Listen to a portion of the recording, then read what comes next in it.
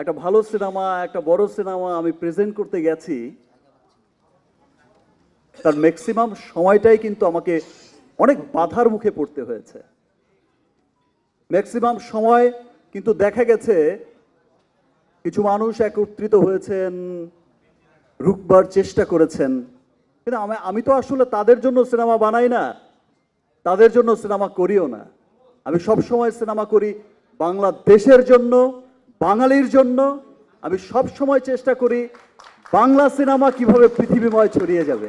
আসলে একজন বিখ্যাত মানুষ বলে গেছিলেন, যে কোনো একটা সফলতার সাথে সাথে একটা কালো ছায়াও কিন্তু চলতে থাকে। কালো ছায়াটা সেই সফলতাকে গ্রাস করতে চায়, কিন্তু ফাইনালি গিয়ে আর পারে না। তো তুফানের যে স্টোরিটা এমন হয়েছে, কালো ছায়া চলেছে সাথে সাথে, হয়তো চলবে আরো, কিন্তু আজকের এই তুফান কেন? ইনশাল্লাহ আমি যতদিন ভালো সিনেমা করব, আমি আমার সিনেমাকে বুঝেই করব, আমার দেশের পক্ষের সিনেমা, আমার বাঙালির পক্ষের সিনেমা, বাংলা সিনেমার উন্নয়নের জন্য সিনেমা করব। আমি কোনো কালো ছায়ার জন্য সিনেমা করব না। আর সেই ভাইবটা আমি কিন্তু, এবার কোশ্চেনে আসি, অ্যান্সারে আসি, সেই ভাইবটা কিন্তু আপনারা দেখেছেন, আমি একটু আগেও বলেছি, টিজার রিলিজের পর, ট্রেলার রিলিজের পর, this is the first time সেটার রিভিউ করছে বাঙালির বাইরে গিয়ে ইংলিশরা, সেটা রিভিউ করছে আমেরিকানরা, হোয়াইটরা, অস্ট্রেলিয়ান হোয়াইটরা, জার্মান হোয়াইটরা। সো এটা সত্যি একটা গর্বের বিষয়।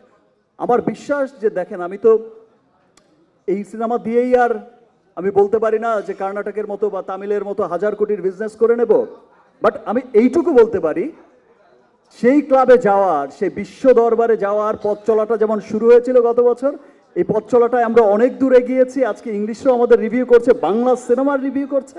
ইনশাল্লাহ সামনের বছরে এমনও দিন দেখতে পাবেন। এখনই শুনি জামাইকার খবর, আর নিউ ইয়র্কের খবর, ডাবলিনের খবর, অস্ট্রেলিয়ার খবর, এখনই কিন্তু শুনি, আপনারাও শোনেন।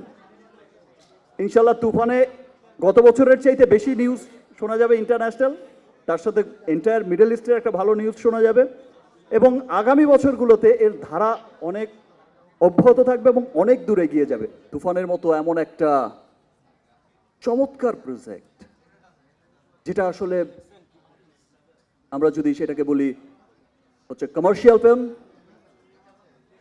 এক সেন্সে দেখবেন কমার্শিয়াল ফিল্ম, আরেক সেন্সে আপনার মনে হবে it's a beautiful classic film. চমৎকার এর প্রেজেন্টেশন, অ্যাকচুয়ালি এটা সত্যি একটা চমৎকার ফিল্ম, গুড ফিল্ম। এখন আসলে আমার কাছে যেটা মনে হয়, এখন পুরো পৃথিবীতেই ক্লাসিক আর কমার্শিয়াল ফিল্ম বলে কিছু নেই, এখন দুটো শব্দই চলে, একটা হচ্ছে গুড ফিল্ম আর it's not a good film.